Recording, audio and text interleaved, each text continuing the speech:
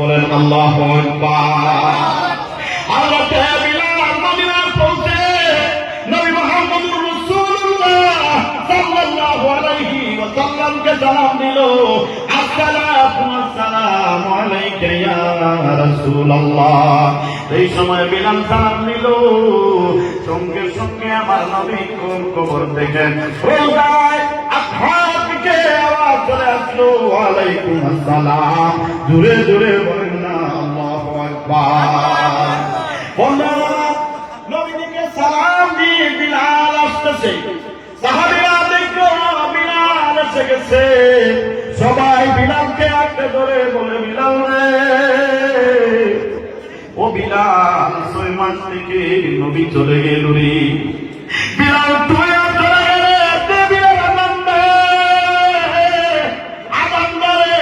আজান দিলে তো নবী আইতো, ও বিলাল আজকে আজান দে, আজান দে, আজান দে, আজান দে। বিলাল রে, আমাদের বিশ্বাস হয় তুই বিলাল আজান দিলে আমার নবী আইব। বলেন আল্লাহু আকবার। হযরত বিলাল আজান দেয় না, বিলাল দামেস্কের দিকে রওনা হয়ে গেলেন। বলেন আল্লাহু আকবার। হযরত ফাতিমা বলেন, বিলাল রে, ও বিলাল, একটা বার আজান দে, আজান দে। তুই আজান দিলে আমার আব্বা নামাজ তুই আজান দে। কারো কথা বিলাল শুনে না, কারো কথা বিলাল শুনে না রে ভাই। বিলাল চলে আসা আরম্ভ করলো।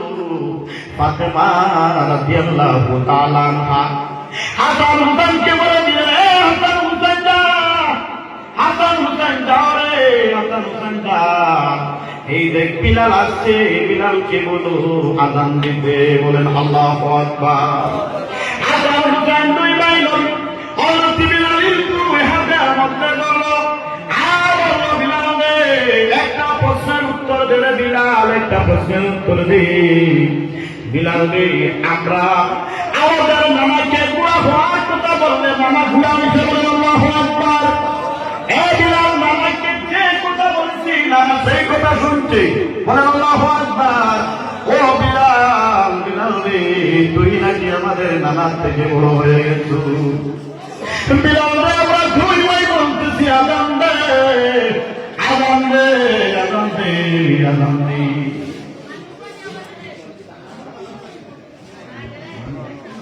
ও বন্ধুগণ আমার, হযরত বিলাল আজান দেওয়া আরম্ভ করলে, সেই সময় হযরত বিলাল আশহাদু আন্না মুহাম্মাদুর রাসূলুল্লাহ, যেই সময় এই বাণী বিলালের মুখের মধ্যে চলে আসলো, ও বন্ধুগণ আমার, হযরত বিলাল কাঁদতে কাঁদতে বেহুশ হয়ে পড়ে গেলেন। জোরে জোরে বলেন আল্লাহু আকবার। উঠো বিলাল মিনারাতে, সময় বয়ে যায়,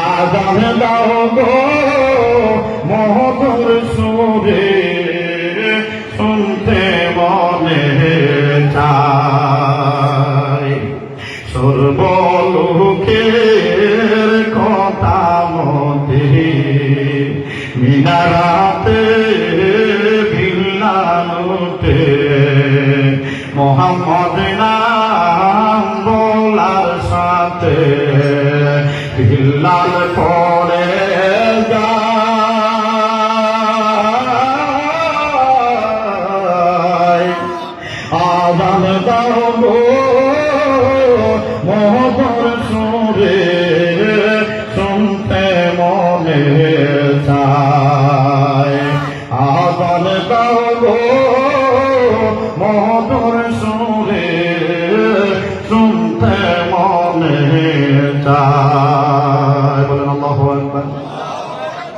সম্মানিত উপস্থিতি,